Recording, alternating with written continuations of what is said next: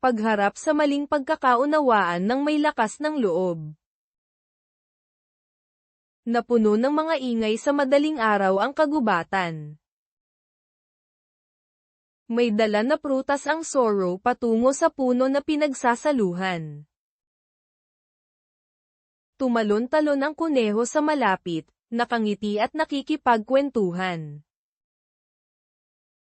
Nagunat ang USA at pinagmasdan ang abalang kagubatan. Lahat ay naging mapayapa at palakaibigan noong una.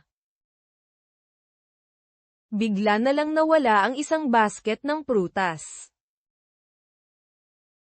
Napasinghap ang ardilya at mabilis na tumingin sa paligid. Napansin ng USA ang prutas malapit sa dinaanan ng Zorro. May mga hayop na bumulong at humakbang palayo. Natigilan ang Zorro, naramdamang may mali. Tahimik na ibinaling ang mga mata sa Zorro. Mukhang hindi sigurado ang kuneho at umatras ng isang hakbang.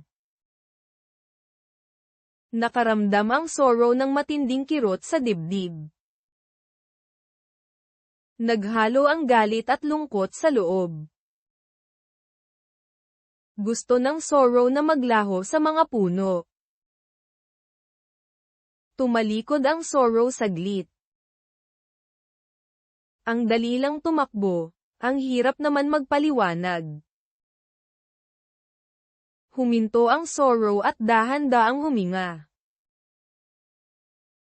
Naalala ng Zorro na ang pananatiling kalmado ay nakakatulong sa katotohanan. Humarap muli ang Zorro sa lahat. Nagsalita ang Zorro sa mahinahong boses. Sinabi ng Zorro na walang kinuhang prutas. Malinaw na ipinakita ng Zorro ang isang walang laman na basket. Nakinig ang USA sa halip na humusga. Ang kagubatan ay naging tahimik at nakatuon. Biglang naalala ng ardilya ang paglipat ng prutas kanina. Naghanap ang ardilya sa likod ng isang masukal na palumpong. Nakatago roon ang nawawalang basket. Napayuko ang mga tainga ng ardilya sa kahihiyan. Kumalat ang mahinang pagkagulat sa mga hayop. Humakbang paarap ang kuneho ng may panghihinayang. Humingi ng paumanhin ang USA dahil sa mabilis na pagturo.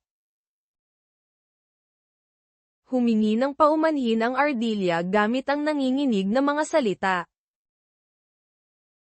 Naramdaman ng Zorro ang malayang pagbagsak ng mga luha. Masakit pa rin ang hindi pagkakaintindi.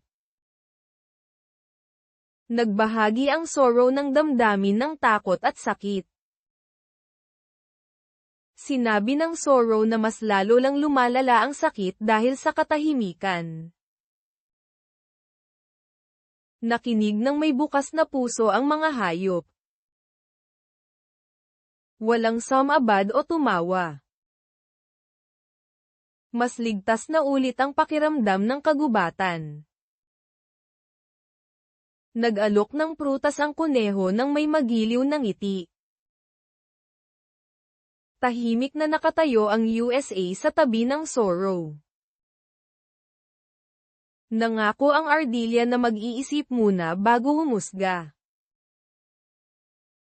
Dahan-daang huminga ang Zorro at pinunasan ang mga luha. Unti-unting bumalik ang lakas. Bumalik ang kagubatan sa mainit na mga huni ng umaga. Ang Zorro ay naglakad pasulong ng may kumpiyansa. Natuto ang Zorro na magsalita ng may pag-iingat upang protektahan ang mga damdamin.